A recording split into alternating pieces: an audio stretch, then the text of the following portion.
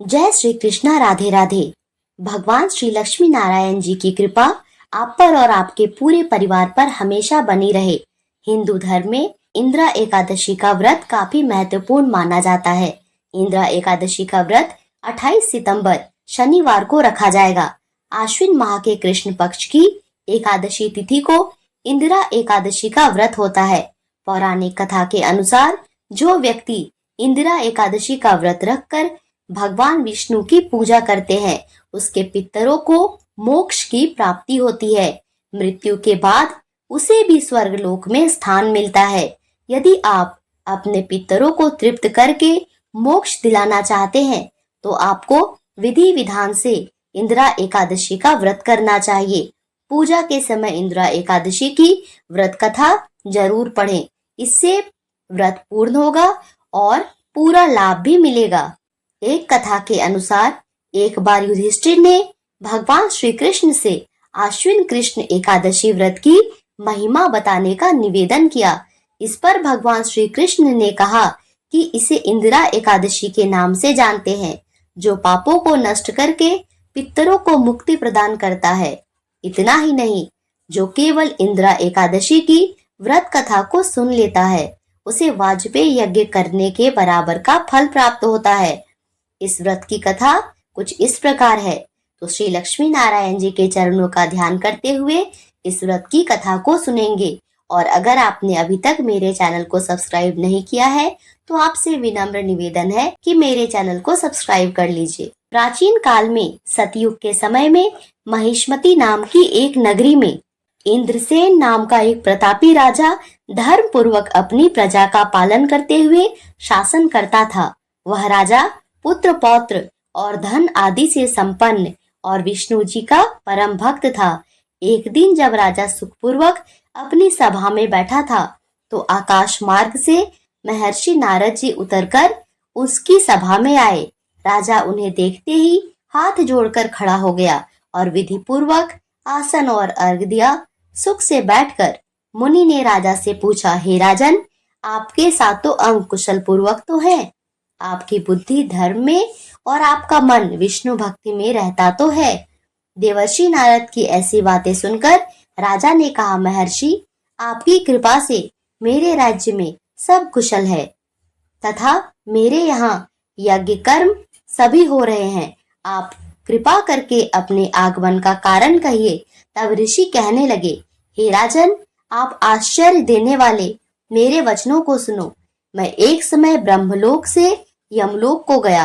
वहां श्रद्धा पूर्वक यमराज से पूजित होकर मैंने धर्मशील और सत्यवान धर्मराज की प्रशंसा की। उसी यमराज की सभा में महान ज्ञानी और धर्मात्मा तुम्हारे पिता को एकादशी का व्रत भंग होने के कारण देखा। उन्होंने संदेश दिया, सो मैं तुमसे कहता हूँ। उन्होंने कहा कि पूर्व जन्म में विघ्न हो जाने के कारण मैं यमराज के निकट रहा हूँ। सो हे पुत्र, यदि तुम आश्विन कृष्ण पक्ष इंदिरा एकादशी का व्रत मेरे निमित्त करो, तो मुझे स्वर्ग की प्राप्ति हो सकती है। इतना सुनकर राजा कहने लगा, हे महर्षि, आप इस व्रत की विधि मुझसे कहिए। नारद जी कहने लगे, आश्विन माह की कृष्ण पक्ष की दशमी के दिन प्रातः काल श्रद्धा पूर्वक स्नान आदि से निवृत्त होके पुनः इसी दिन के दोपहर को नदी इत्यादि में जाकर स्नान करो और फिर श्रद्धा पूर्वक पितरों का श्राद्ध करो और एक बार भोजन करो। प्रातः काल होने पर एकादशी के दिन दातुन आदि करके स्नान करो। फिर व्रत के नियमों को भक्ति पूर्वक ग्रहण करता हुआ प्रतिज्ञा करें कि मैं आज संपूर्ण भोगों का त्याग कर निराहार एकादशी का व्रत करूंगा और मेरा यह व्रत मेरे पितरों के निमित्त है, अतः इसका पूर्ण फल मेरे पितरों को प्राप्त हो। हे पुंडरीकाक्ष, हे भगवान विष्णु, मैं आपकी शरण में हूँ। आप मेरी इस व्रत को पूर्ण करने में मदद कीजिए और मेरे इस व्रत के पुण्य फल से मेरे पितरों को मोक्ष की प्राप्ति हो। और इस प्रकार नियम पूर्वक भगवान विष्णु की मूर्ति के आगे विधि पूर्वक श्राद्ध करके योग्य ब्राह्मणों को फलाहार का भोजन कराओ और दक्षिणा दे। पितरों के श्राद्ध में जो बच जाए उसको गौ को दे दो तथा धूप, दीप, गंध, पुष्प, नवेद आदि सब सामग्री से ऋषिकेश भगवान का पूजन करो। रात में भगवान के निकट जागरण कर रात में भगवान विष्णु के प्रतिमा के समीप भूमि पर शयन करो और इसके पश्चात द्वादशी के दिन प्रातः काल होने पर भगवान का पूजन करके ब्राह्मणों को भोजन कराओ और इसके पश्चात व्रत का पारण करो। नारद जी कहने लगे, हे राजन, इस विधि से यदि तुम आलस्य रहित होकर इस एकादशी का व्रत करोगे तो तुम्हारे पिता अवश्य ही स्वर्ग लोक को जाएंगे। इतना कहकर नारद जी अंतर्ध्यान हो गए और इसके बाद राजा ने विधि विधान से इंद्रा एकादशी का व्रत किया और इसके पुण्य फल को अपने पिता के निमित्त दान किया। इससे उसके पिता को तुरंत ही स्वर्ग लोक की प्राप्ति हुई।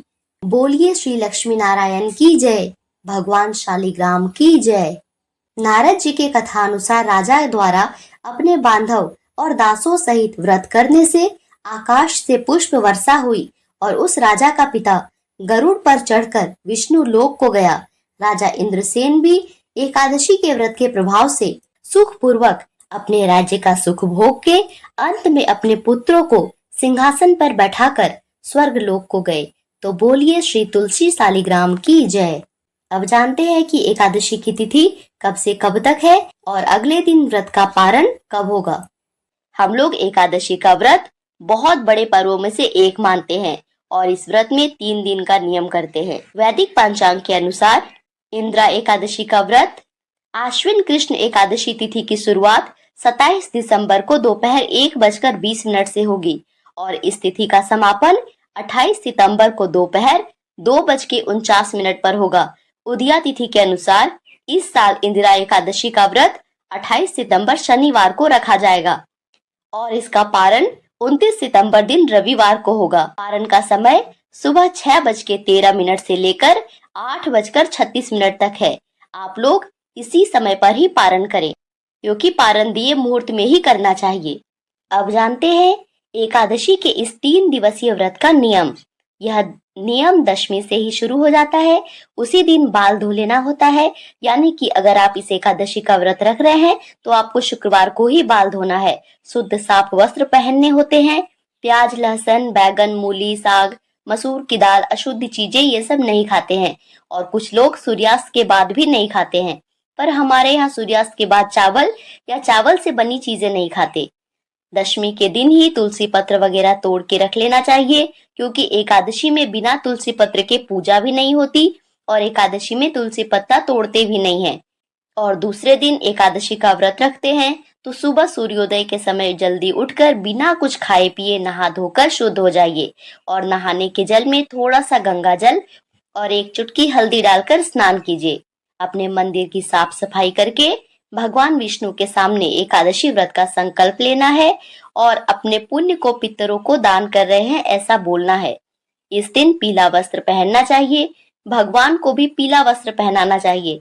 अगर आपके घर में लड्डू गोपाल की कोई मूर्ति है तो आप उन्हें भी पीले वस्त्र पहनाइए और अगर आप फोटो रख के पूजा करते हैं तो फोटो के ऊपर भी पीला कपड़ा रखिए। लेकिन ध्यान रखेंगे कि पितृपक्ष चल रहा है तो कोई नया या कोरा कपड़ा ना पहने।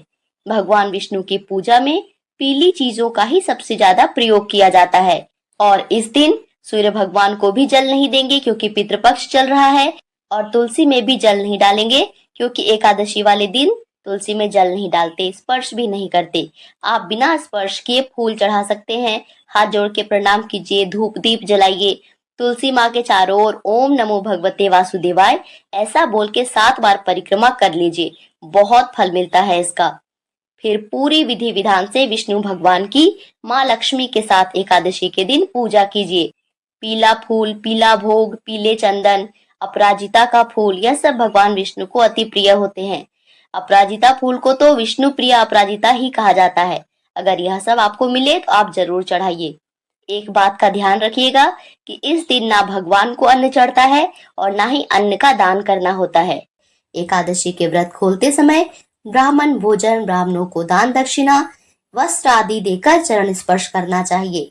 जितना ज्यादा से ज्यादा हो सके अधिक से अधिक दान करना चाहिए। गाय को हरा चारा खिलाएं, तुलसी माता की पूजा करें। ऐसा करने से एकादशी का व्रत पूर्ण माना जाता है और हमारे पितरों को मोक्ष की प्राप्ति होती है। आशा करती हूँ कि यह जानकारी आपको अच्छी लगी हो और इसी प्रकार से ज्ञानवर्धक जानकारियां प्राप्त करते रहने के लिए और व्रत पूजा के बारे में जानने के लिए, व्रत की कथाओं को सुनने के लिए चैनल पे अगर आप पहली बार आए हैं तो चैनल को सब्सक्राइब करें और साथ में बेल आइकन दबाएं ताकि आने वाली वीडियो का नोटिफिकेशन आपको समय से मिलता रहे। अंत में जय श्री कृष्णा, राधे राधे।